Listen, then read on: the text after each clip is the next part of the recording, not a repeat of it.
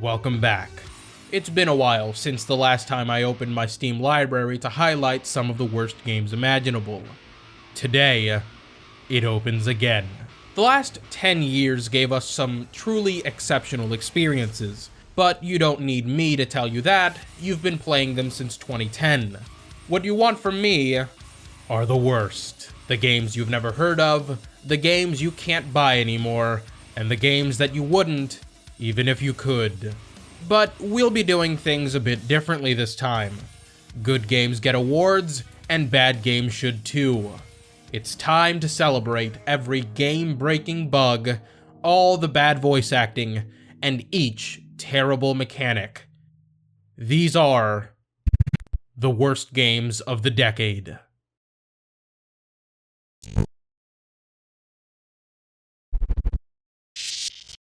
Our first category is for games that even failed at failing. Games not obscenely bad enough to end up in a landfill, but still smelling reminiscent enough of a dumpster that you know something is off immediately.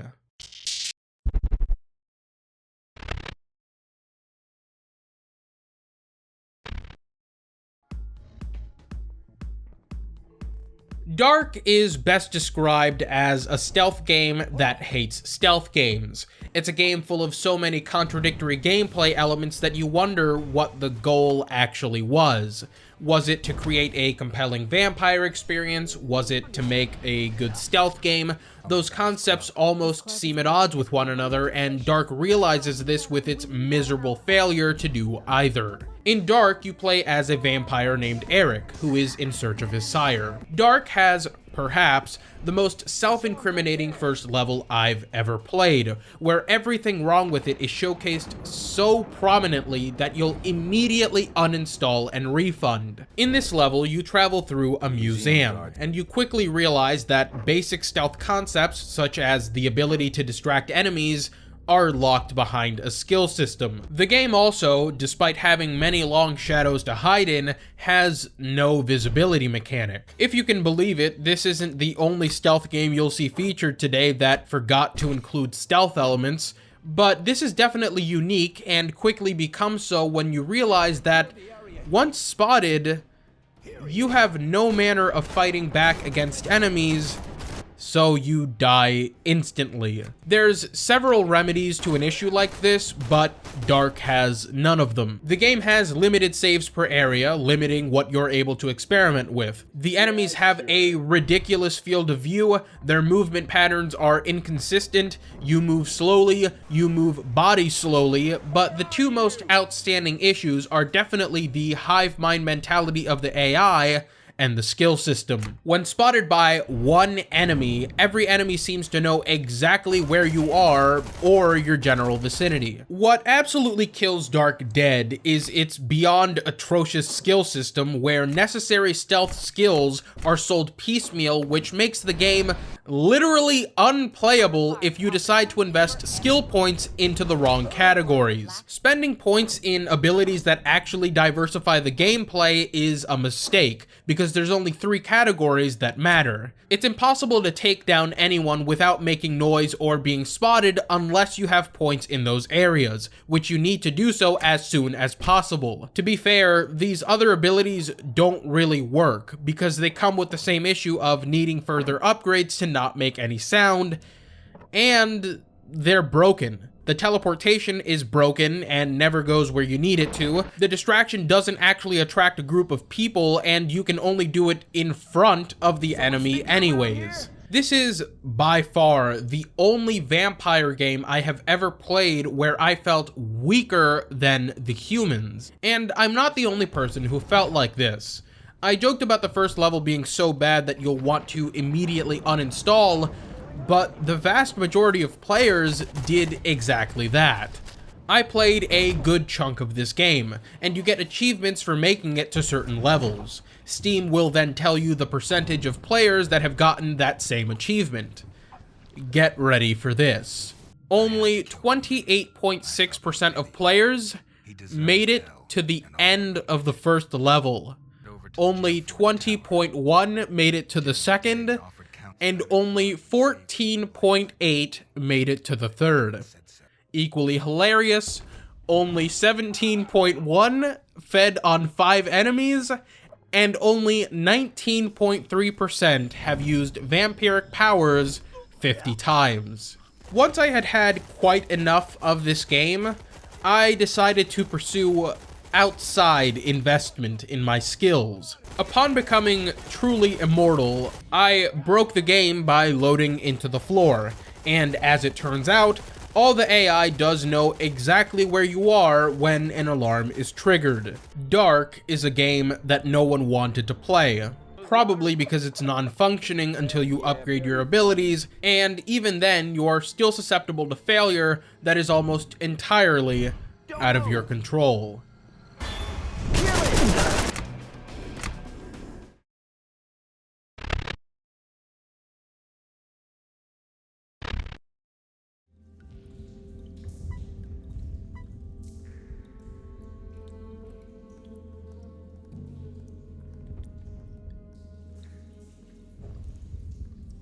I'm not gonna ask where you learned to move like that.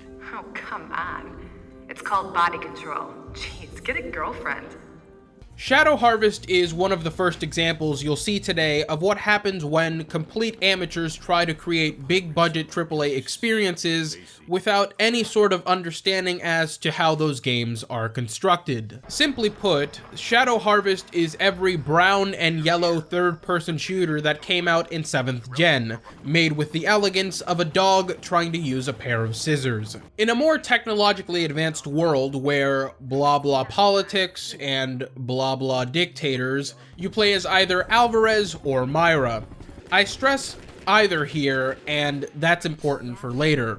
Alvarez is for your typical run and gun gameplay. Myra is for stealth and also getting undressed, because the only reason the second character is female is to exploit them in strange quick-time event sequences like this.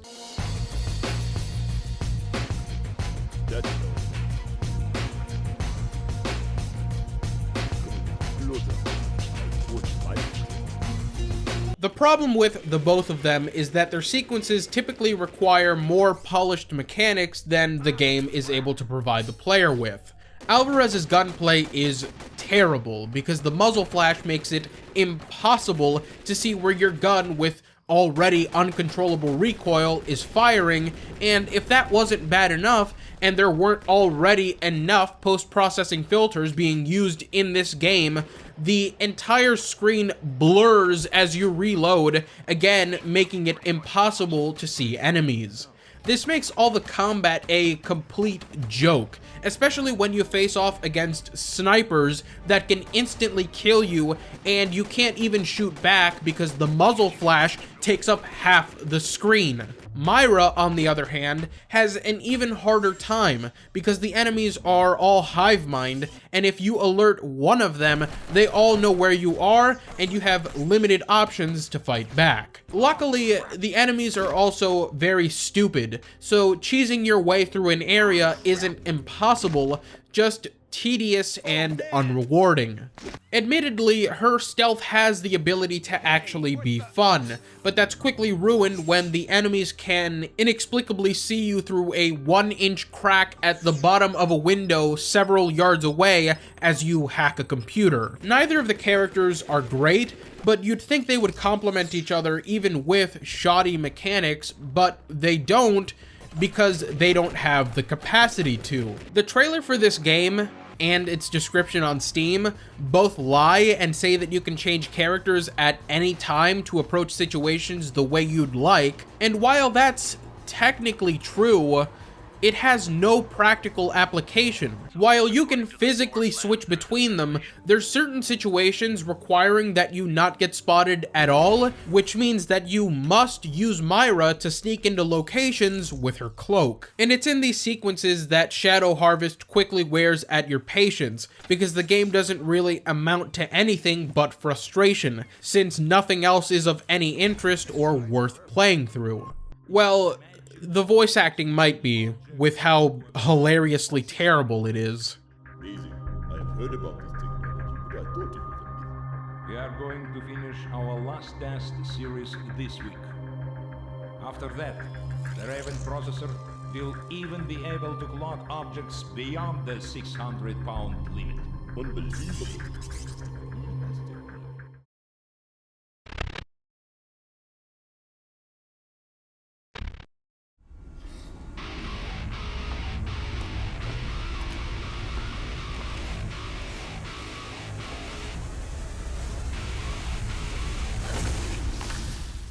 Bombshell is the luckiest game you'll see today, seeing as how it got an incredible prequel in the form of Ion Fury, but Shelley's first released adventure was very hit or miss. Bombshell is a great looking and sounding game, which already demonstrates a level of quality far above many of the other games here.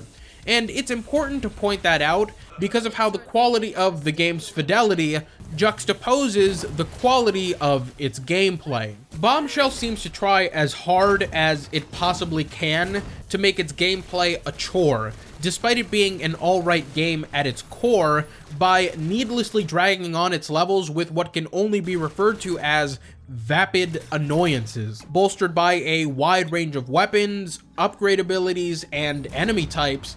Bombshell just isn't the type of game you'd expect to frustrate you or bore you, but it manages to do it based solely off how its maps work. Bombshell's levels are very, very large environments that Shelley is dropped into, and you need to collect keys in order to open doors to progress further inside of them. These levels have side quests, challenges, and all sorts of things to find, but the reward is hardly ever worth the effort to get them because you typically get more credits for ability upgrades by just doing the linear progression path and killing enemies. These aspects of the games are also copy and pasted, so nothing ever really feels unique when you do it, and the amount of walking you have to do from point A to point B will get tiring quickly. The combat is great until the game decides to throw a horde of acid enemies your way in the first level, which means that you have to stay as far away from them as possible or risk getting damage when they spit on you or explode,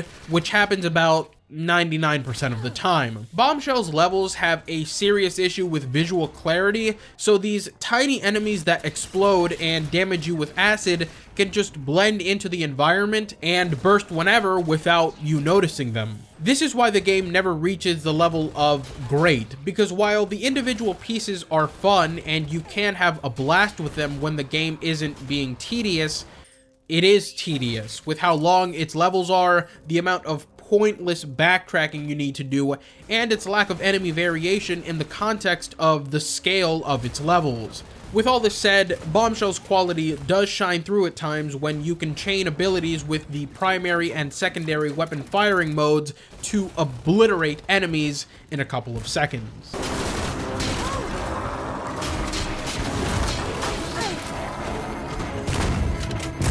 That's for Earth.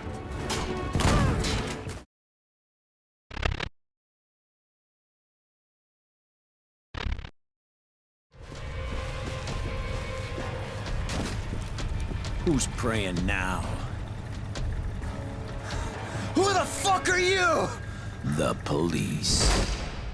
Call of Juarez, The Cartel, is the spiritual sequel to Rogue Warrior that I've always wanted. It's a game that is so dumb that its problems which got it nominated for this category are almost inconsequential because you keep playing it out of a morbid curiosity to see what stupid thing will happen next. The game starts out with the absurd premise that the US may go to war with Mexico over the actions of a cartel, and an interagency task force is assembled to stop this cartel before things go too far. What then proceeds is one of the most mind-numbing yet hilarious journeys ever, as all the titular characters show an abhorrent disregard for the law by committing blatantly illegal acts and only making the situation worse with their incompetence.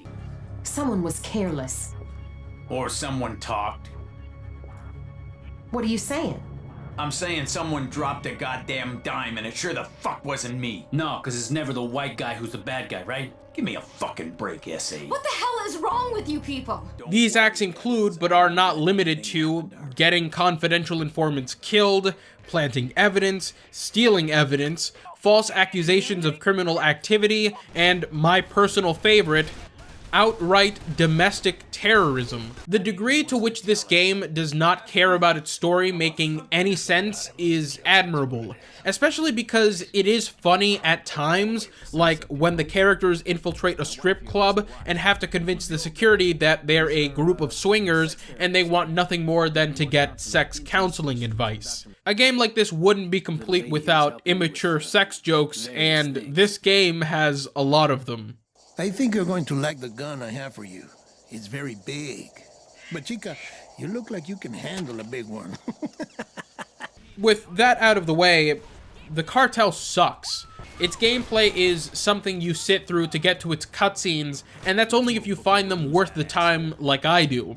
Otherwise, you're in for an incredibly monotonous and uninspired shooter that doesn't even really feel complete, with various ham-fisted yet half-baked mechanics seeing the light of day. You can pick from one of 3 characters, each with their own side objectives and special gameplay perk, but none of them are game-changing, so they all essentially play the same. The gunplay is tolerable, but the enemy placement and interactivity of the world makes it very easy to win every gunfight, as cars take on the physical properties of video game gas tanks and immediately explode when fired upon. The only real challenge in this game comes from properly using its mechanics that clearly needed more polish. The best is when you're driving the car and your own friends will give you the wrong directions, causing you to fail the segment.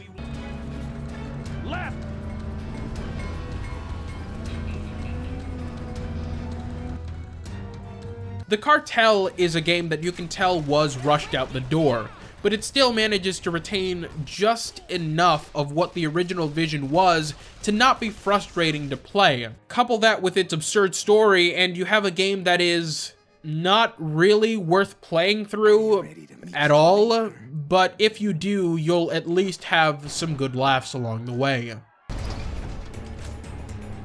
These assholes are starting to chap my ass.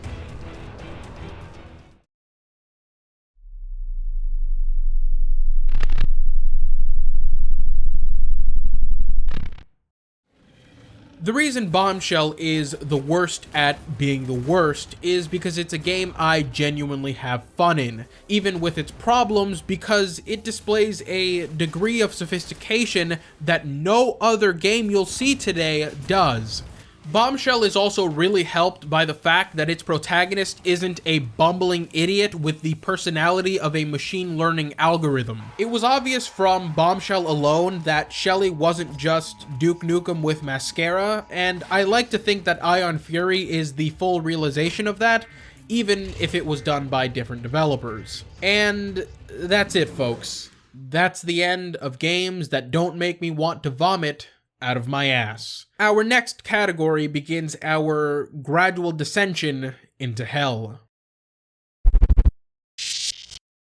The last 10 years made making games and getting into the industry more accessible than ever. This category is dedicated to the con men and the well-intentioned individuals that bit off far more than they could chew, making baby's first video game.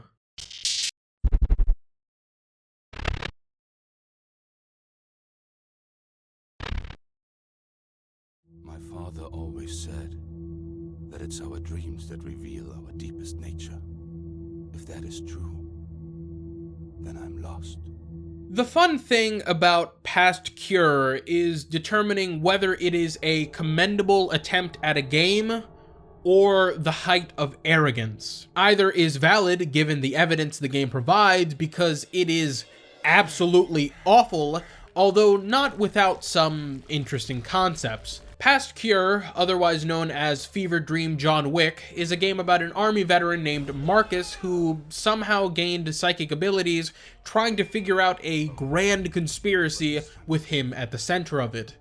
It's not nearly as exciting as it sounds. For one, the game's script was almost certainly not written in English, and the translation leaves a lot to be desired, as does the voice acting as a whole. Where's my gun? In the living room. What's your name? Don't tell her that. The game looks great until you examine literally anything. There was a valiant attempt to mask the game's budgetary shortcomings, but it doesn't do nearly as good a job as something like Visage. Past Cure looks best when presenting its abstract concepts, which do look very good, but they're hardly in the game. The game instead decides to showcase its shoddily furnished buildings with no one in them in the majority of the game. Now, a common thread you'll see in the games in this category is a unique misunderstanding of anatomy only seen in games made by people so inexperienced. Past Cure demonstrates this repeatedly with characters that almost look human, and if I had the time, I could sit here and detail exactly how they were made, right down to which brushes were used to texture the skin of the characters. That's the level to which the seams of this game can be seen, my point being that this game tries very hard to mask it having been made by complete amateurs, but it doesn't even have the competence to do that, so imagine how awful the gameplay is since it can't be covered up by Unreal Engine 4's post-processing effects. This is a third-person shooter with stealth, melee, time manipulation, and puzzles. Somehow, the puzzles end up being the best aspect of the game because the riddles are genuinely well written, but I really shouldn't say somehow as if it's a surprise. If you butcher this many core elements of your mechanics, you're bound to end up with garbage. Marcus strafes like he's playing hopscotch, which makes the movement untenable, leading you to stay in one cover for an entire gunfight, which is where you discover how awful the gunplay is. The crosshairs are horrible and have a circle at the center which must be lined up before you fire for the highest accuracy, and it's entirely possible to die waiting for them to do so. Not that accuracy really matters, the guns have mostly insane recoil and headshots are inconsistent kills anyways. The melee works, but you're rarely ever in a position to use it because the supernatural enemies kill you instantly if you're in range, and you're typically fighting 5 or more people with guns.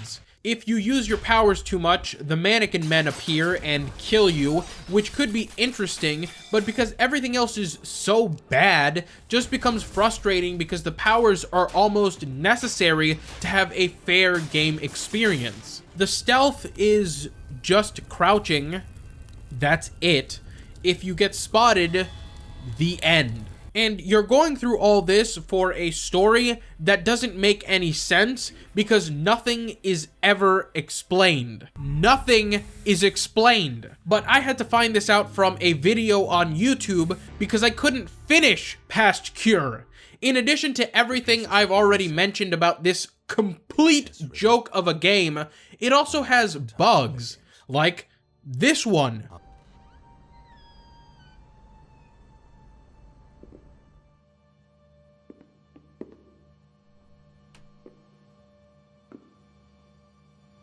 Or the one that prevents you from progressing because a specific enemy will not move when he needs to.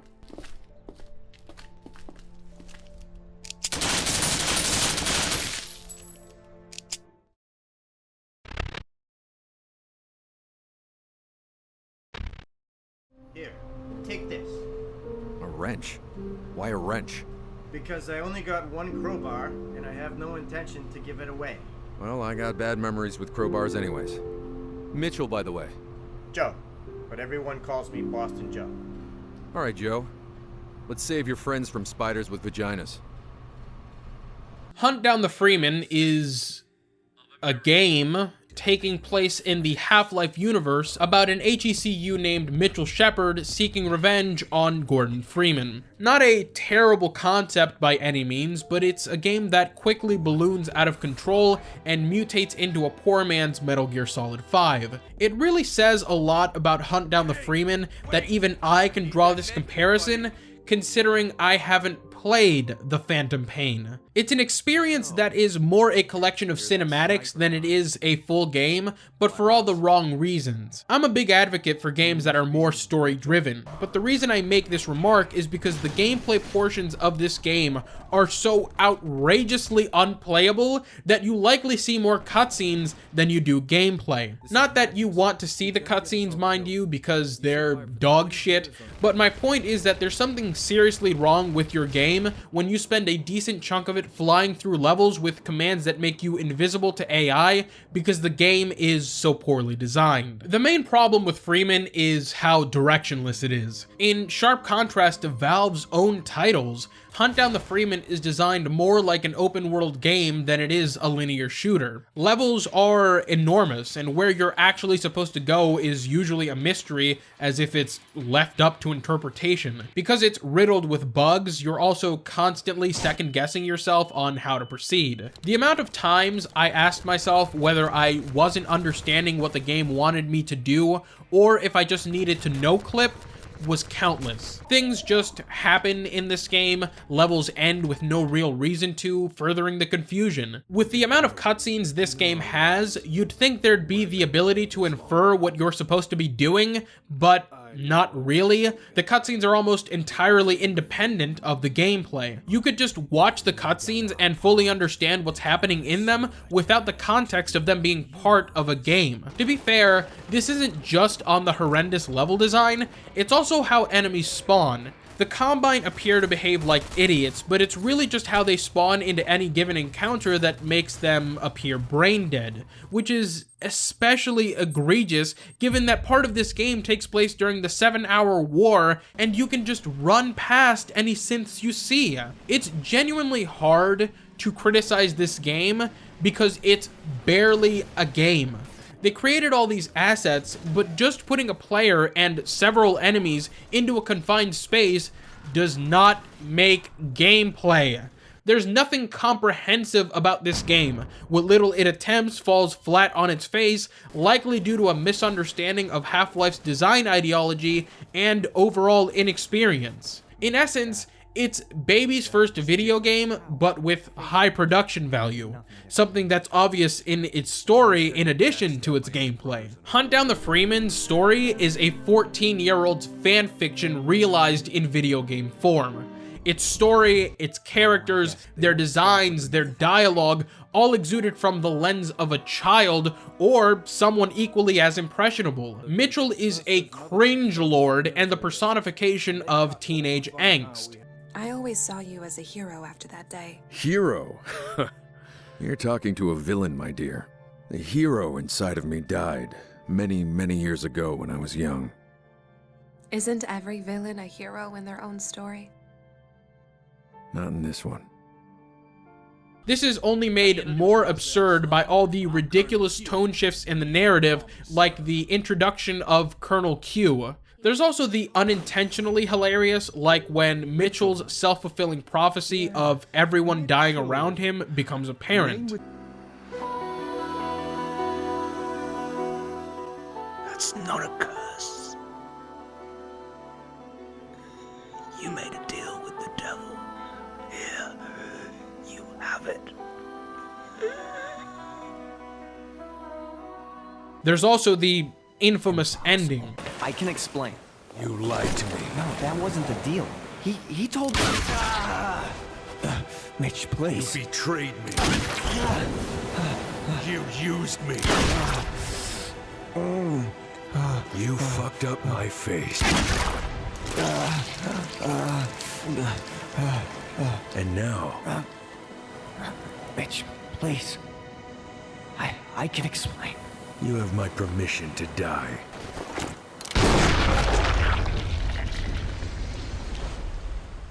At the end of the day, Hunt Down the Freeman is a great example to look at if you're working on a mod. Not just because of what I've already mentioned, but because the performance of this game is appalling. At one point, I had to just stop everything and look down at the floor to get a stable frame rate because I was afraid the game would blue screen my computer with how badly it was lagging.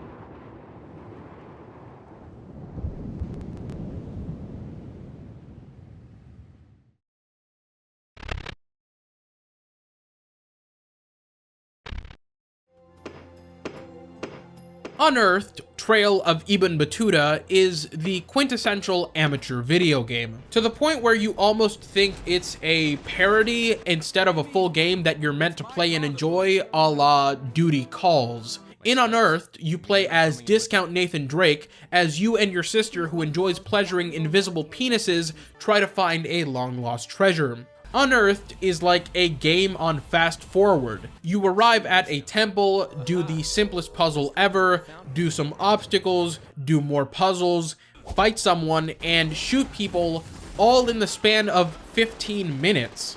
I think the cutscenes are actually longer than the gameplay segments, which says a lot because of how many systems they try to cram into this game. There's third-person shooting, melee, puzzles, running segments, and 2 driving segments. Of course, none of these are done particularly well because they're just too simple to have any complexity to engage the player with, and they're too cheap to wow the player with anything they haven't seen before. To be fair, I was certainly wowed when this game crashed 3 times for no reason, resetting my graphics settings.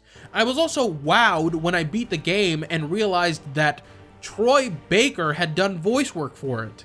But most importantly, I was truly in awe when, after sitting through the credits and being dumped back into the main menu, I saw that this game had a zombies mode.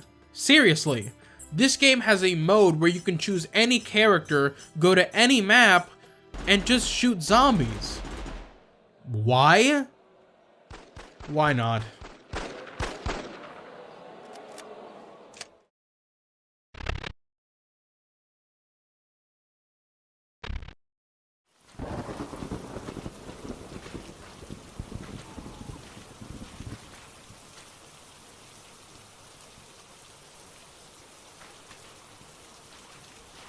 Crying is not enough is what happens when you think you can make a better Silent Hill game than any of the ones Konami put out after 4, but then you realize you have no talent and you also have no brain. Crying is not enough is a Silent Hill / Resident Evil inspired game without any, and I mean any, of the understanding those games have of their respective design. I remember none of the characters' names, nor do I care to, so I'll just say that husband is trying to find wife, but wife has mother who is entangled in strange events. The reason I'm so apathetic about this one in particular is because of how blatantly horrendous it is. The game is so reflective you'll think you have an RTX card, characters look like freshly dug up corpses, and the voice acting is some of the worst I've ever heard. Is everything okay? Did something happen to Claire? A couple of hours ago, the nurse went to her room for her scheduled treatment, but your wife wasn't there. What do you mean she wasn't there? Why are you wasting time then? We need to call the police. I don't believe that is a good idea. Explain to me right now what's going on. Gameplay-wise, Crying is somehow even worse than you'd think based on everything you've seen so far. It's a game that clearly wants to mimic the linearity and backtracking associated with the linearity of games like Resident Evil, but without any obstacles preventing them from triggering events that they shouldn't, that ultimately establish that linearity. Case in point, in this game, I activated a boss fight that I wasn't able to beat until much later just because I wandered into the space since the game is so damn directionless. Imagine if you could just walk into the Umbrella Labs beneath the Spencer Mansion in Resident Evil 1 and trigger the Tyrant fight, and all you have to fight him is your Beretta. That's the level of incompetence seen in Crying. Enemies would be easy to kill if not for the spastic aim of the character. The gun goes flying when he fires a single round, making it very difficult to conserve ammo. The game is so dark that certain paths to important routes can be obscured, making an already confusing map layout nearly impossible to navigate, and navigation is where the bulk of your time is spent because of how open the map is and how items are conveniently placed at opposite ends of where they need to be used. The main problem with this is that because the world is so open and grants so much freedom to the player, the contextual room sequencing that is meant to provide the player with an order of events is totally broken, and you have no clue what items you're supposed to use to trigger what events.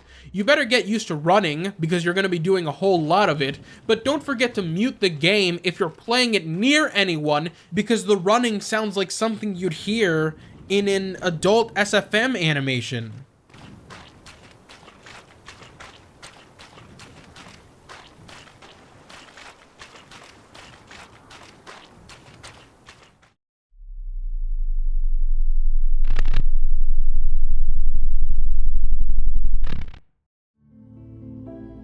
There has never been a game more emblematic of Steam's complete apathy towards quality control than Hunt Down the Freeman. Only on Steam could a game so goddamn atrocious have seen the light of day, and only Valve would allow someone to so brazenly desecrate their own intellectual property the way this game does, and continue to keep lying about it 2 years after the game released, even when said lie violates their own policy. There are incredible indie games out there. Hunt Down the Freeman is not only not one of them, it is undoubtedly the worst of them.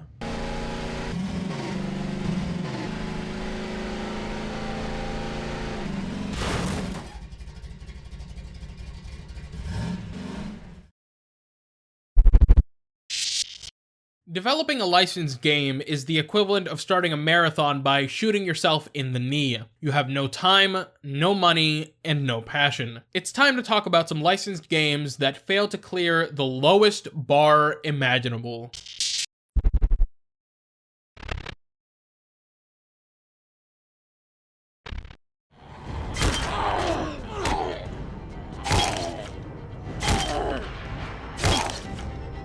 The Walking Dead survival instinct is just pathetic. There will be games after this that are equally or more unfinished, but this game really should have been cancelled.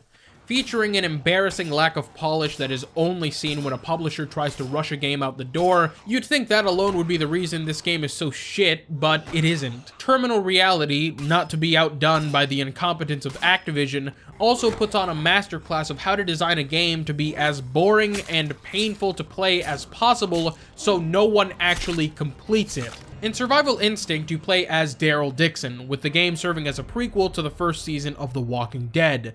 And the immediate outstanding issue with this is that the game barely has any writing.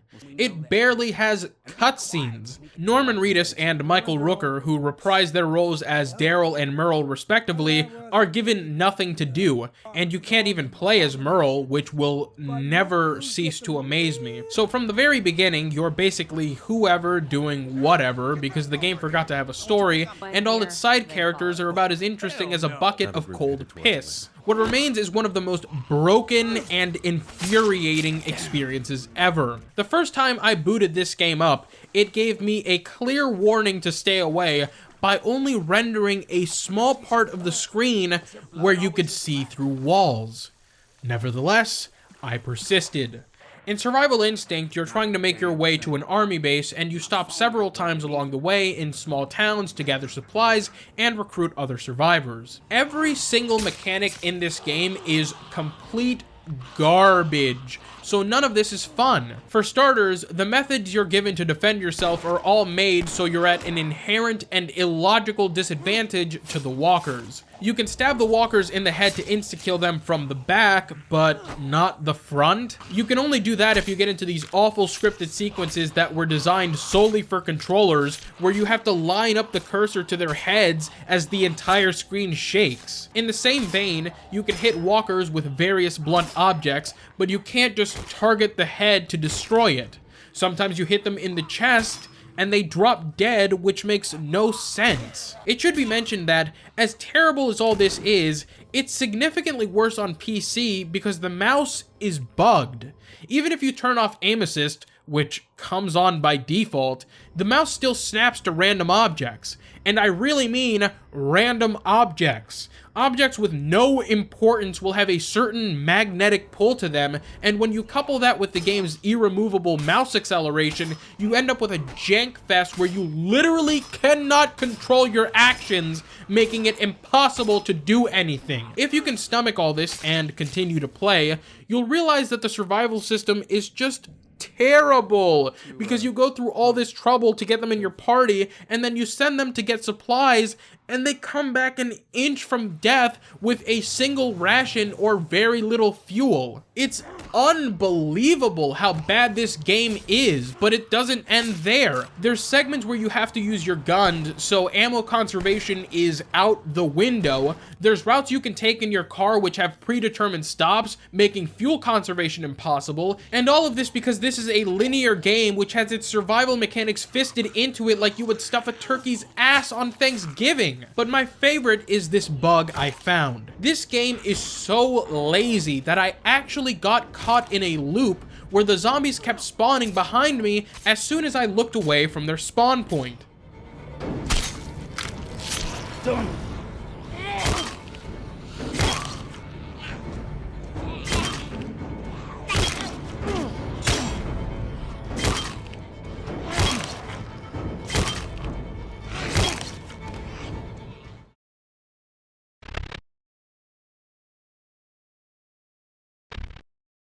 Winter, I saw an old sentry turret on your helmet cam.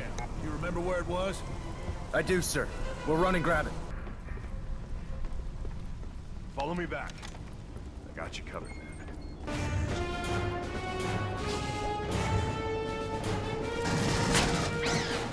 Winter, get that turret next to the ammo stash. I have a long history with Aliens Colonial Marines. I've called it the worst first-person shooter ever released, and it looks like it's time for me to explain why I think that again. I'll preface this by saying that I think it's the worst first-person shooter from a major studio. I've played several independent shooters that are far worse, but that's either because they were made by complete amateurs, or in the case of something like Psychotoxic, the game clearly isn't complete. Colonial Marines is another game that should have been outright cancelled, and I'm sure at some point it probably was, with it taking around 6 years to finally see store shelves. The final product is not only a disgrace to its licensed property and source material, but also one of the worst showcase of mechanics ever. It's really no wonder Sega had to lie about this game to sell it. Colonial Marines certainly isn't a complex game, but it did take me a while to figure out why I hated the game so much from a mechanical perspective the first time I played it. The tutorial mission is plagued with random occurrences that you don't identify as gameplay staples until you're well into at least the third mission. For example, one of the infamously horrible things about this game is how you seem to have a higher priority to the xenomorphs than your squad mates, and they will, to their own detriment, target you specifically, oftentimes dogpiling you until you're dead. Xenomorphs will stagger you and sometimes pull you into ridiculous scripted sequences. The sound it makes when they rip off your armor is the worst sound effect in the history of gaming, and it plays constantly.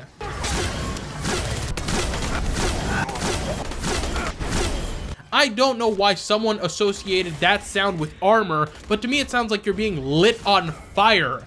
This is a noise you're hearing constantly, because even if the Xenos don't melee you, their blood will also deplete your armor.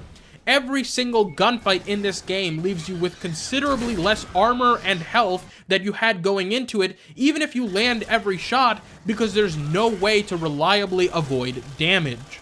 Of course, you're not going to be hitting every single shot because this game's gunplay is broken.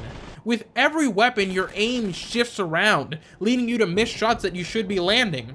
You can be standing perfectly still and the weapon still sways, which means you lose accuracy no matter what. This is an intentional mechanic, and this was explained to me by Templar GFX, the creator of the ACM Overhaul mod, in my original Colonial Marines video. Quote, "Some smart spark at Gearbox thought it would be a good idea to add what they term weapon wandering, which is the simulation of you not being able to hold the gun still when aiming because of its weight. but this system only wanders the weapon, hence the name, not your viewpoint. This is why the red dot sight is so far away from where the bullets go. To compound this, bullets do not come out of your gun. They come out of the character at the aim point. These two systems cannot be used together for the reasons on display in ACM. I removed this feature in my mod. I originally thought the hit detection was just not working, but he cleared that up as well. Quote, "There is not actually any problem with the hit detection. It is entirely caused by the above weapon wandering. At long range, even just wandering a few pixels means your aim is off by meters. Only the weapon wanders, not the camera or firing point, so you adjust the camera to bring the sight in line with your target, but all you've done is move the firing point away from the target. You can't see the firing point when aiming." Absolutely terrible. I couldn't have said that any better myself. When you make a first-person shooter and the shooting aspect of the game doesn't work, your game is garbage. I have never encountered this level of incompetence with any other major release because almost everything terrible about this game is intentional. Another good example of this is the boiler Xenos you encounter midway through the game. This is supposed to be a stealth section, and making sound attracts the boilers, which explode and kill you. I remarked how busted this segment seemed when I first covered the game. Templar GFX, once again, had a good explanation. Quote, "They are programmed to ignore you if you crouch." Stupid. Aliens Colonial Marines is so atrocious that when recording capture for this game, I had to quit playing it. It was so bad that if I played a single second more, I would have lost my mind. Likewise, if I have to keep talking about this game, I will also lose my mind. So let's just move on.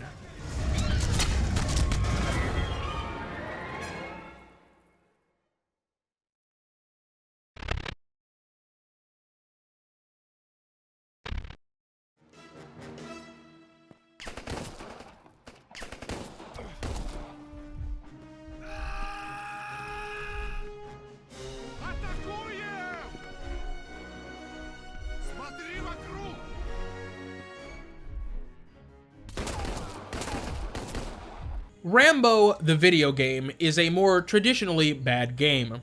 It doesn't have many bugs, there's no horrendous mechanics, it's just a game that is not in the right genre, and probably a property that shouldn't have been adapted in this medium to begin with. Rambo is a rail shooter that adapts the first 3 Rambo films. Quite terribly adapts them for various reasons. The game clearly had very little money, so it rips its audio straight from the films, but because of that lack of money, it doesn't have the scope necessary to properly bring its worlds to life. What this leads to is a butchering of the stories, First Blood specifically, where it will cut off sequences or just not give the proper context for them, which makes every scene hilarious. In this scene here, Rambo is supposed to have a PTSD flashback of being tortured in Vietnam, but they didn't animate that, so he just starts screaming like a pterodactyl for no apparent reason.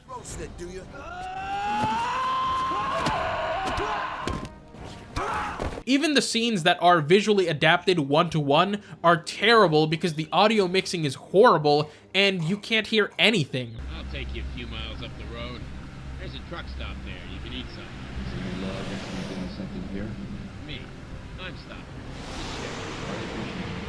We don't need people like you in our town. Every character in the game looks like a gelatin version of their real-life counterparts. Rambo himself looks like he's a half-man, half-penguin hybrid smeared in baby oil. Jokes aside, this game is a total bastardization of every film it adapts, which says a lot because 2 out of the 3 films it's adapting are mindless action and it can't even get that right. The gameplay is no better, in fact it's considerably worse. You move from area to area shooting people, which of course isn't inherently bad, but it's this weird combination of mechanics the game has with its total inconsistency that drives me up a wall every time I play it. For starters, enemies have bulletproof hats, meaning that headshots don't always kill the enemy. You can shoot someone's hat, move on to the next target, but the first idiot isn't dead, so he continues to shoot you. Reloading in this game is putrid, with this awful minigame that determines how much ammo you get.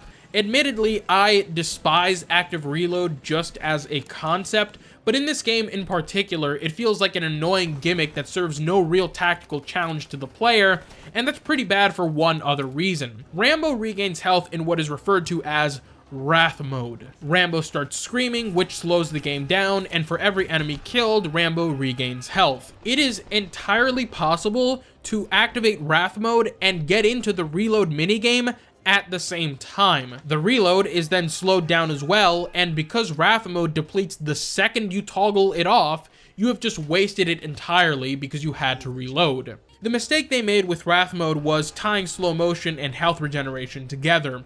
Wrath mode can't be a recharging bar like the one in Fear, because the player could then just infinitely spam regen while trying to use slow motion. The existence of this sort of design oversight doesn't really surprise me, it's just par for the course with such an amateurishly made game. This is further proven in the level where Rambo has to fight off the National Guard, but he can't kill any of them. You have to shoot them in the legs to disarm them, but you can accidentally kill them anyways as they fall with a stray bullet. The idea of having a shooting segment where you can't kill the people trying to kill you is laughable, and another indicator that maybe this film shouldn't have been adapted. The game is also chock full of QuickTime events that are very rudimentary, but if just their mere existence is enough to set you off, there's a perk that makes you never fail them. Rambo, the video game, is a slog to play through. It doesn't do anything well, it just does things to differing degrees of bad. The only entertainment you'll get out of it is seeing how they recreate scenes from the movie with such a low budget.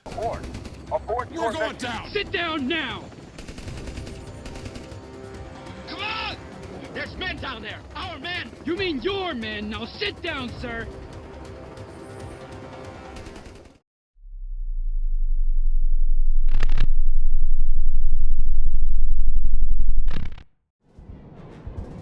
This is the last time I will ever talk about this game, because I can't come up with any more clever ways of saying that Aliens Colonial Marines does not work.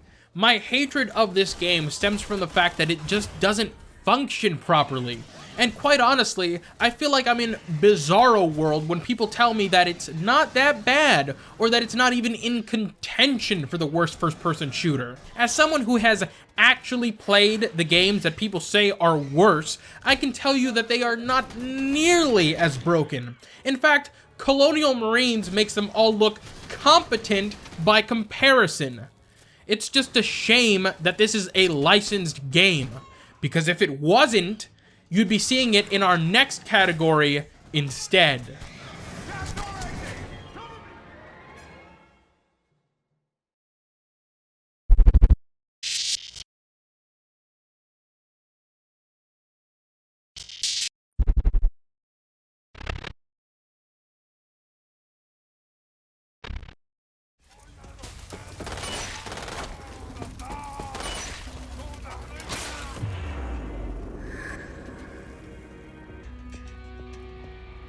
Umbrella Corps is a game so miserable that you couldn't find a multiplayer lobby to play in on its release day. It's a game that I bought for $1 during a sale, and I think I overpaid. Capcom's smartest move with this game was scrubbing it of the Resident Evil name. It fails as a third-person shooter, it fails as a first-person shooter, and it fails as a competitive shooter. I say it tries to be all those things with confidence because of how hilariously jarring the gameplay is. You're tasked with obtaining virus samples, defending points, and recovering briefcases. If this game functioned properly or was developed competently, none of these objectives would be inherently difficult to complete. But it doesn't, and it wasn't, so their difficulty is determined by the amount of patience you have, your ability to exploit the AI, and which map from the Resident Evil universe the mission takes a shit on the face of. You've likely already noticed that the character takes up a decent portion of the screen, and of course, there's no FOV options.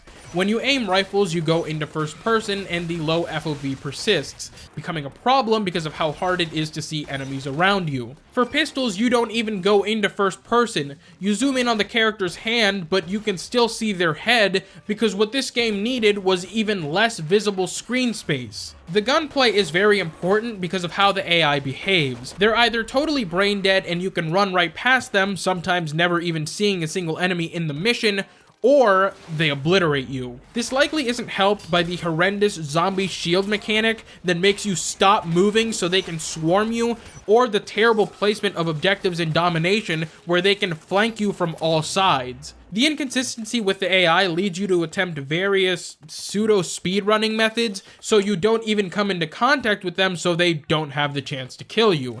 Because if you do, you fail the entire mission. And since missions in this game are structured in tiers, if you fail one tier, you fail the entire thing and have to start from the first one. But I saved the best for last. These missions all take place in various Resident Evil locations, except they seem to have forgotten that Umbrella Corps is a competitive shooter because they literally copy and pasted the maps from the old games with zero regard for how they would play in an entirely different genre. What's more, for some missions, they decided the original game should inspire the mechanics. So when you get to the Raccoon City Police Department levels, they limit your ammo. Umbrella Corps seriously borders on unplayable. It's a game where you do the same 3 things on the same map 6 times and they only bothered to record 4 lines for the character you're playing, so you'll start losing your mind as you repeat the same horrible experience over and over. Sample obtained, sample obtained, sample obtained, sample obtained.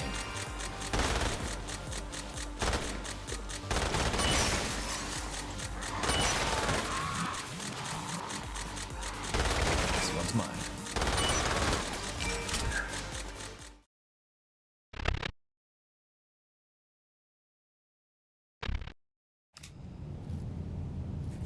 Rebecca Weiss, don't be scared.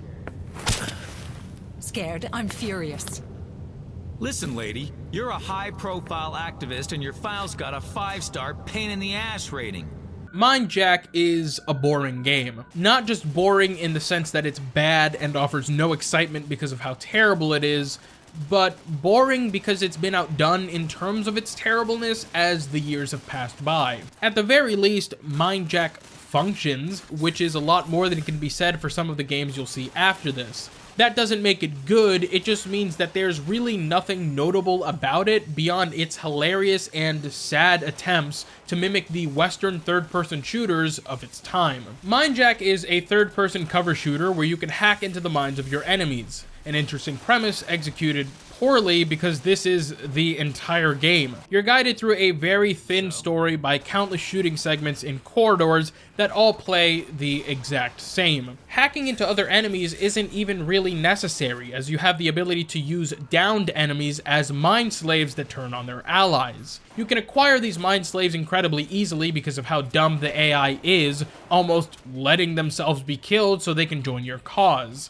The AI also sinks into the floor when it dies. It's certainly not the most offensive gameplay I've ever seen, but it begins to erode at your patience after you finish the 3rd consecutive corridor and you realize that you're not going to be doing anything else for the rest of the game, save for the boss battles. More on those later. I can't understate just how bad the AI truly is. Sometimes they're blind and you can pull off ridiculous flanks on them, and other times they just don't move at all. Your teammate's AI is equally suicidal as they run into rooms with no cover and get themselves downed on a consistent basis, and you have no ability to control them. Hacking into other characters is amusing, but like I said, entirely unnecessary and sometimes even pointless because certain characters, like the robots, can't fit through the tiny corridors and actually do anything. In this game, you're in an airport for what feels like 2 hours.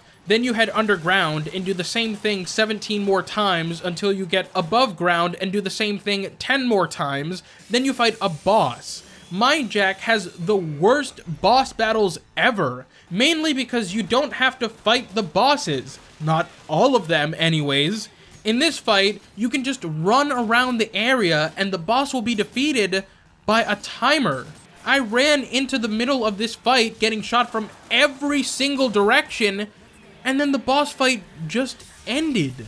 In sharp contrast, there's another boss fight after this that drags on for about 30 minutes because the pussy enemies keep running from you and are nigh invincible. Mindjack blows. It's very obviously a cheap cash-in, one of the countless attempts to ride on the coattails of Gears of War, and it's definitely the worst one. But we did get this gem out of it. Reporting from the scene, Randy Right-On Johnson has been talking to eyewitnesses. And what a day it's been for travelers and workers at San Mira International Airport. I don't know what has happened. It is small begun. The whole world is explored. And so we're just running very fast.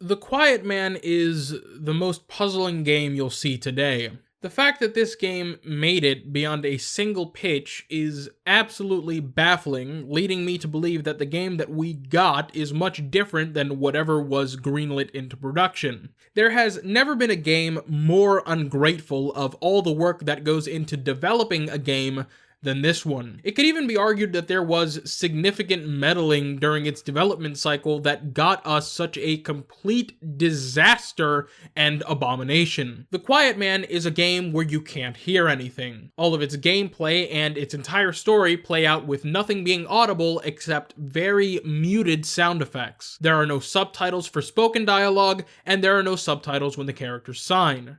This is because the main character, Dane, is deaf. If I was deaf, I would likely be even more enraged than I am just thinking about this game because of how poorly it portrays what it's really like to be deaf. And not from a story perspective. Dane tends to behave mostly like a deaf person would. He can clearly read lips and obviously sign, but the game's presentation of being deaf is what's so abhorrent. The Quiet Man is literally just a game without sound. There is no attempt to educate its audience on what it's like to live without one of your senses.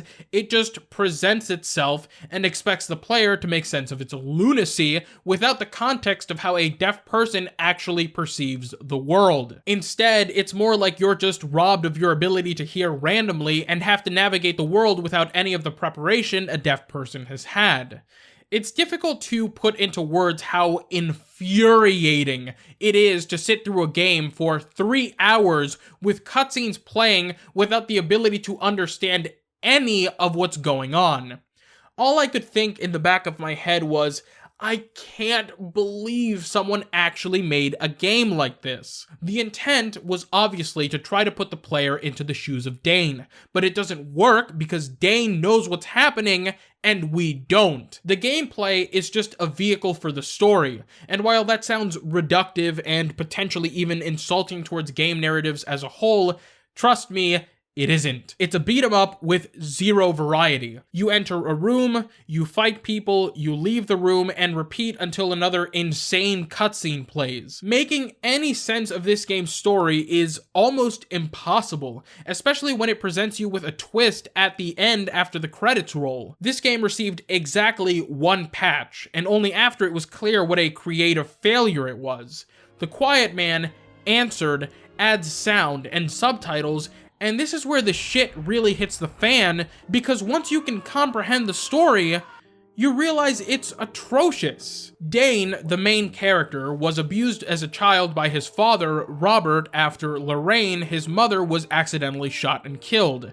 As an adult, he meets a woman named Lala who looks nearly identical to Lorraine, and while he clearly has feelings for Lala, she's in a relationship with his best friend, Tay, who was also there with Dane when his mother was killed. Robert is trying to get revenge on the person who killed Lorraine, a gangbanger named Isaac. So Robert and Lala come up with a plan to stage a kidnapping to goad Dane into killing Isaac and getting revenge for him killing Lorraine, but as it turns out, the person who really killed Lorraine was Tay. And the only way Dane can beat Tay is by becoming his alter ego, the Quiet Man.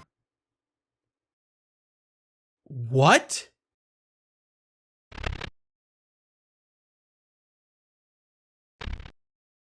Genius with a knife, if you know what I mean. You Careful, mate. Goddamn. That was close. Have you ever played a game so bad where during the first mission you immediately wanted to stop playing and forget the game existed? Say hello to Kane & Lynch 2, Dog Days. Built on the back of the success of the first game, which was also by no means good, but at least interesting, Dog Days takes everything Dead Men did with its lukewarm mediocrity and turns it into barely comprehensible sewage. Dog Days is a hard game to talk about without developing an urge to jump from your nearest window, so I'll keep this short. Kane & Lynch 2 is a third-person cover shooter where cover doesn't work, and neither does shooting. If you're playing it at the pace of a directionally challenged slug, it can still be finished within 4 hours, because it has virtually no story. It's a game that looks like exactly whatever its tiny budget was, but the game tries to cover this up with even worse looking visual effects that only compound how cheap the game looks.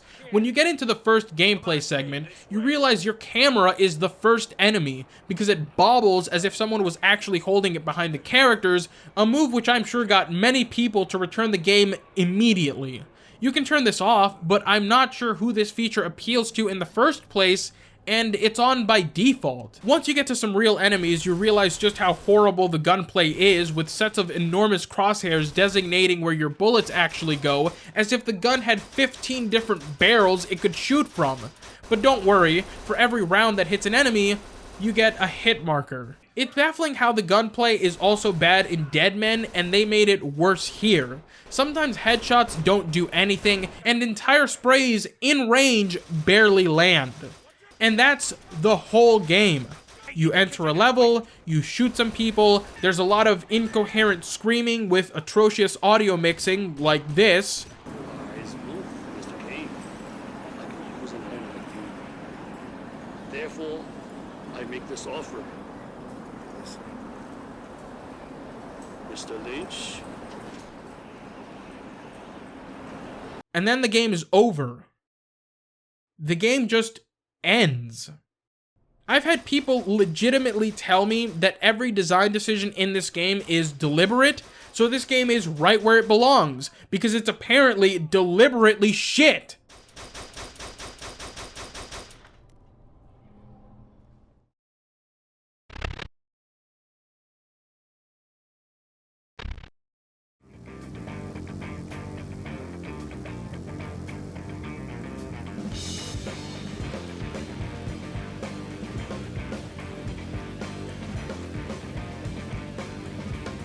Ride to Hell Retribution is the most unfinished game ever shipped. Announced in 2008, cancelled in 2009, resurrected that same year, and then slated for 2011, Ride to Hell was finally released in 2013. There has never been a game with a name that more accurately reflects its development cycle than this one. Ride to Hell is what happens when you run out of money while making a game, then try to finish it by duct taping together what assets you already created and doing the rest on the budget of a children's birthday party. It's almost not fair to have this game on here because of how obviously incomplete it is, which results in many of the game's problems, but Ride to Hell can eat my whole ass anyways because it is goddamn terrible. In this game, you play as Jake Conway, a veteran returning from Vietnam, and upon his return, his brother is killed by a rival biker gang. Jake is also shot in this encounter, but he survives because of experiments done on him in Vietnam. That isn't a joke. Ride to Hell is a cartoon. Its entire story is a kid's idea of what a tough guy behaves like, where they kill all the bad guys and get all the girls. Which is ironic because all the characters look like deformed action figures and are animated to have the same amount of articulation as a toy. Ride to Hell sees you fighting, driving, and shooting your way through its story as you try to get revenge for your brother. All, and I really mean all, of its mechanics are broken. Melee fighting is a joke because you can spam the move to break people's blocks, which looks like you're winding a special gear in Jake's posterior that propels him to his enemies every time he lifts his leg. Driving is not really driving as much as it is third-person bullet hell. You can only go forward, and if you get stuck, you start over. The problem being that you can get stuck on potentially anything, including the road itself. You can also get stuck in slow motion loops where the game doesn't re-enter real time, even if you shoot the people you need to. What's really funny is that the in-game timer doesn't stop when you're in these loops, so you immediately fail the mission. Your bike can also spontaneously explode at any given moment. The shooting is easily the biggest problem with the gameplay. Ride to Hell has some mouse acceleration issues on par with The Walking Dead Survival Instinct. You can't fix them, so you just have to deal with it, and it cripples every fight you're in, since you can't just aim at the person you're trying to shoot at as much as you can maneuver your entire body to make sure theirs is in your crosshairs. Luckily, enemies will line up for you, and there's slow motion for every headshot kill, so it's not as bad as it could be, but still entirely unacceptable and garbage. Something I really want to focus on with this game is the voice acting. This game has the worst voice acting I've ever heard. You know how to move, don't you? Ever slice an ear off with a baby cow? They scream and scream. It's funny. Thank you, come on. We need to stop him. Please stop Get on. him. You're the devil. America will bleed the way I bled. Oh, Suki. Oh, wow. Enough of this shit. Now, very astute viewers may notice that the footage of Ride to Hell shown here may look different than the game they remember. That's because it does. After a lot of tinkering with INI files, I managed to drastically change what the game looks like, with no more obnoxious bloom, no more overly saturated colors, and after stripping the game's horrible implementation of depth of field, it looks a whole hell of a lot better, and actually looks like it might have come out in 2013, instead of 2008. I even changed the way that bike handling works by altering the gravity settings of physics. It's still not great, but it handles much smoother, and drifting is much more easy now. Because of these findings, it's difficult to have sympathy for the game, even considering the hellacious circumstances it was made under. Ride to Hell was never going to be good, but the omission of several basic features and the game's revolting presentation paint a picture of total incompetence, even beyond the obvious lack of resources the game had.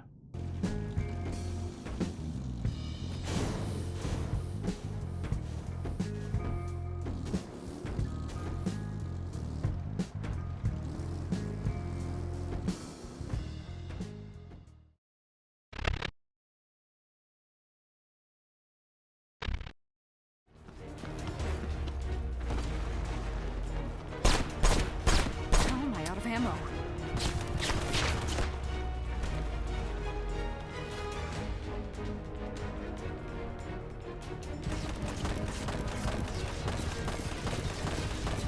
If I could ever beat the fuck out of a game, it would be Left Alive. It's rare that a game is this offensive with how bad it is, but Left Alive does everything in its power to be as awful as possible. If you ever wanted to play a stealth game that doesn't know it's a stealth game, this is the game for you. In Left Alive, you play as 3 different characters, each trying to make their way out of a war zone. It's a survival action game, or so it calls itself, so you're limited on resources and have to search around the map to find them. And you can also be rewarded them by doing side objectives on each mission. Left Alive's problem is that every enemy is playing an action game and you're the only one playing a stealth game. Except there's no stealth mechanics at all. The only thing that comes close are cans you can throw at enemies to distract, but these cans are essential to creating throwables, and they don't distract the enemy long enough for you to sneak past them, so they're useless.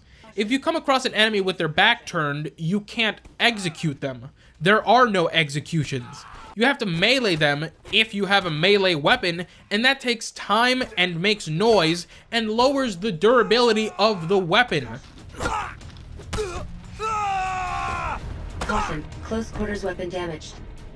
The enemies don't even have discernible patterns. most are permanently stationary, and as mentioned, don't move when distracted. What Left Alive really is a third-person shooter where you have extremely limited resources while the enemies have unlimited resources. The real challenge of the game is surviving long enough to gather enough resources to take gunfights with enemies that you couldn't possibly sneak past to progress further in the level.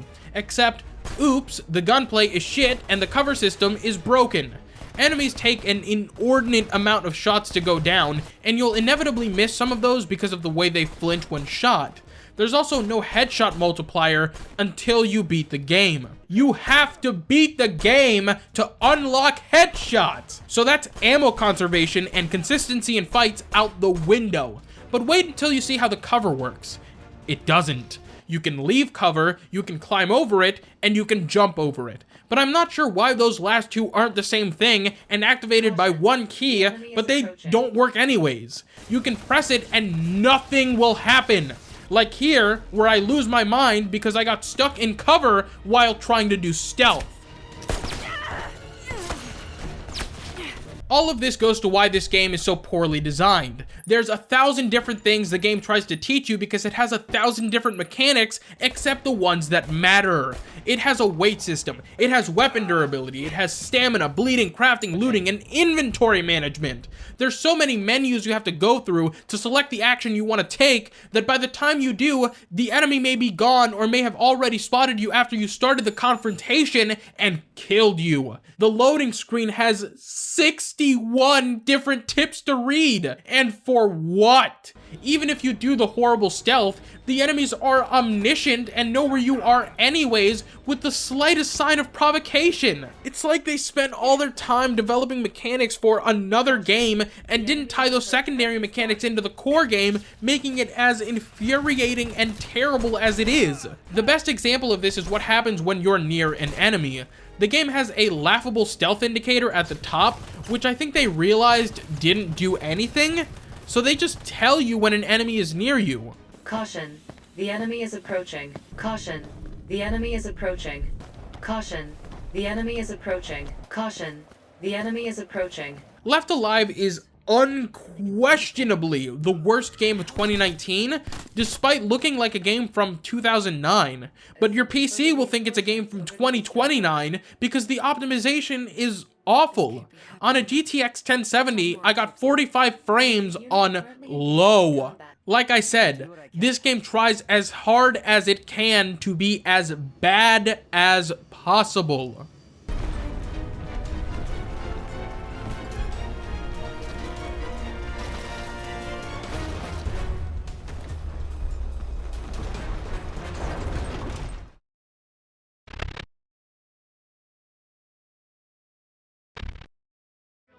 Take a walk down by the docks and see for yourself.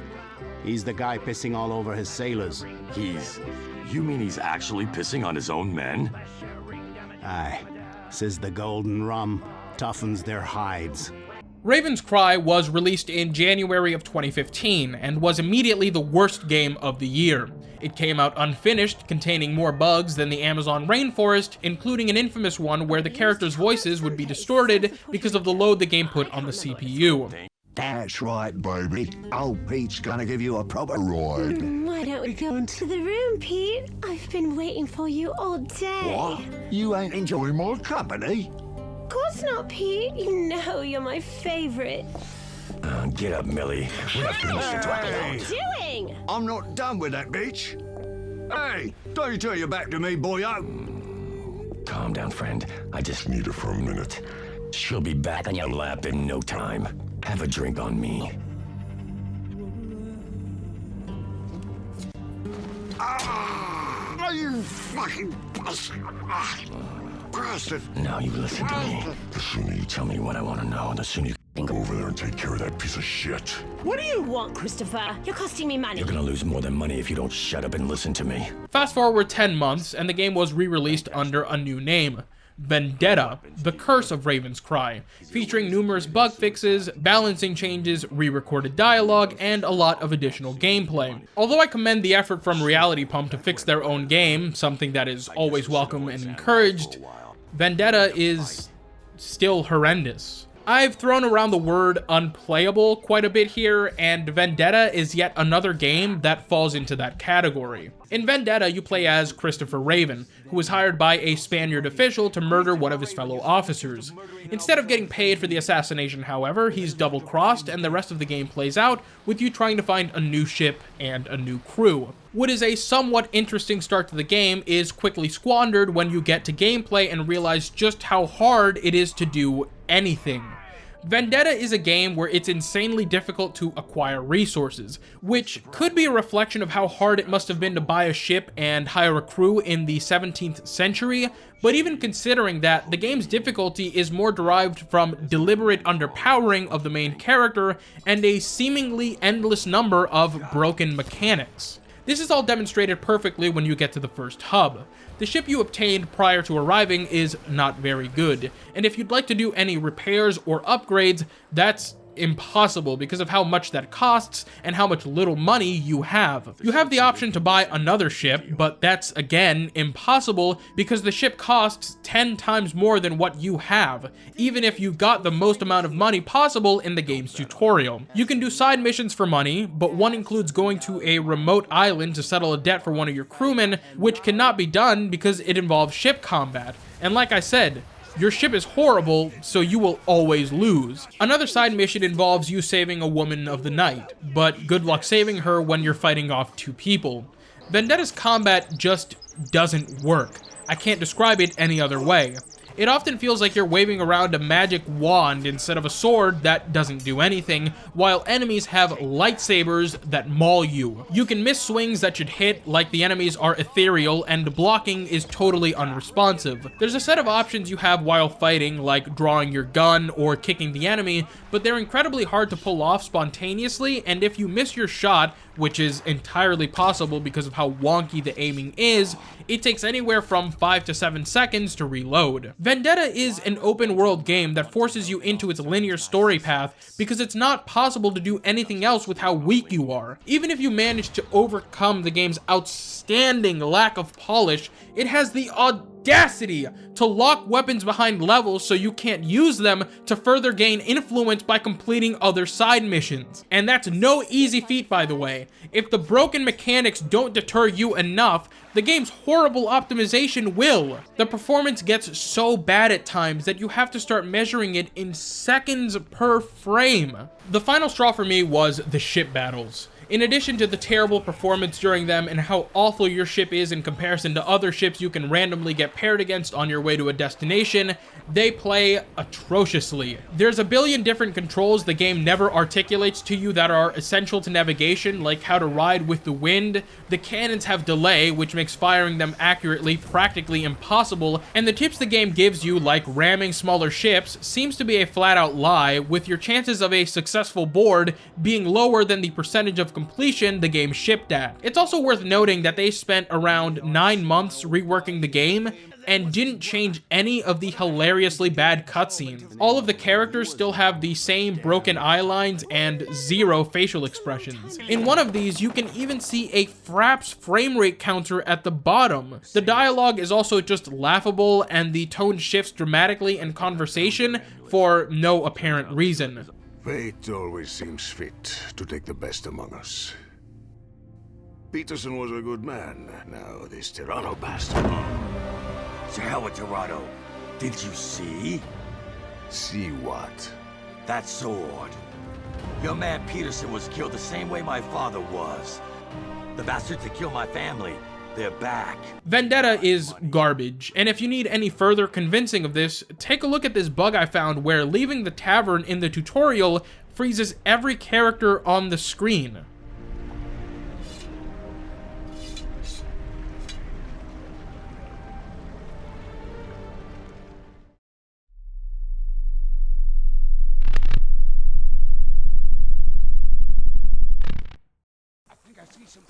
Today, you've seen broken games, you've seen unfinished games, but The Quiet Man is neither. To me, the worst game can only be one that is bad despite all optimal conditions. Ride to Hell had its funding pulled, Hunt Down the Freeman was made by amateurs, and Colonial Marines had its development outsourced. In essence, many of the games you saw today never had the chance to be good, but not The Quiet Man. This is a game that is bad by design. It's a game that could have had a menu, but doesn't. It's a game that could have had subtitles, but didn't. It's a game that could have included the hard work that its actors and its composers put their time into, but instead decides to mute everything, which also ruined the player's experience. All because of this guy. This is Kensei Fujinaga. The Quiet Man was his brainchild. He is the game's producer. He released a series of notes that explain why this game is the way it is, and I'd like to read some of them to you. Words are truly amazing. They possess the power even to change the world. This is undeniable. For me personally, words are as precious as they are valuable. That said, I believe we as humans are capable of connections that transcend words. For example, an infant need only look into his mother's eyes to know he is safe and loved. And in a world that overflows with cascades of words taken for granted, I can't help but think it's often difficult to realize such connections exist. Words shape consciousness. Indeed, some even say that words are life. But what if we were to cast aside such a life? What if somehow we were able to understand one another through connections formed heart to heart, soul to soul, and could once again look into another's eyes and form a bond so pure? This concept lies at the core of The Quiet Man. Feelings that remain after words are abandoned, feelings that can be conveyed even without words. Aren't these the feelings that are truly important in this life? If none of that made any sense in the context of this game, that's because it doesn't. Fujinaga made a game that doesn't even reflect what he is talking about. Words are not sound. The Quiet Man has words, plenty of them. It uses them as a medium of communication like you or I do. Its presentation is what's void of words, but only because it's void of sound. Dane can speak like the rest of us, but we can't hear it. Fujinaga, in his lunacy, made a game that misses the point of his own ideology. Dane doesn't even have to be deaf for his story to work. In fact, him being deaf is what's so thematically jarring about this story. But it doesn't end there. After they were forced to release the version of the game with sound, Fujinaga released another note. And holy shit, I have never read something that makes as little sense as this does. What really happened on that fated night? If the truth is indeed that which remains after words are thrown away, then can we resist the powers of the reality that is spun from these words? I want to find out what is truly important, without being misled by these overflowing words. And with only that, do I want to honestly look at it carefully. That wish has driven me to make a story without words. However, when creating this theme, that just wasn't enough.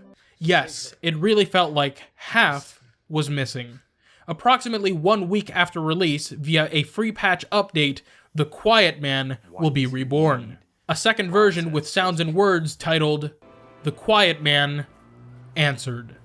The story will bring to light the truth, and maybe even uproot the mystery that was thought to have been solved, as if to say, I knew nothing at all. The first version that threw words away. The second version that brought words back in. A story dramatically transformed. This is the completed experience. And so with everyone, I want to ask this. Can we really be strong to say we do not need words, even if we need them? In a world overflowing with words, can we really find something beyond them? There you have it. The Quiet Man is the worst game of the decade, because it was made by someone who does not understand their own idea. This level of gross incompetence is typically only seen once a decade, and I'm happy to say that The Quiet Man joins excellent company like Bubsy 3D as one of the worst games of all time. And with that, we've reached our end. Thank you to everyone who patiently waited for this short film, and I hope you enjoyed it. These were the worst games of the decade.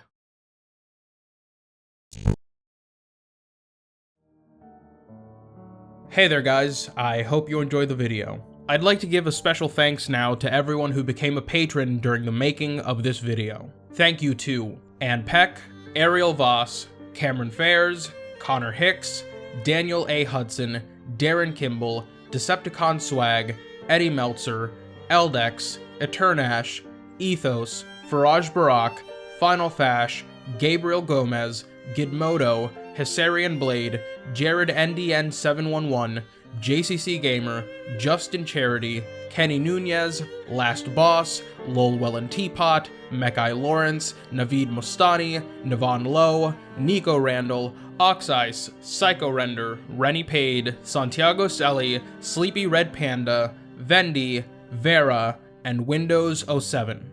Thank you for supporting the content, and thank you for supporting the vision. Peace out, guys. Take care.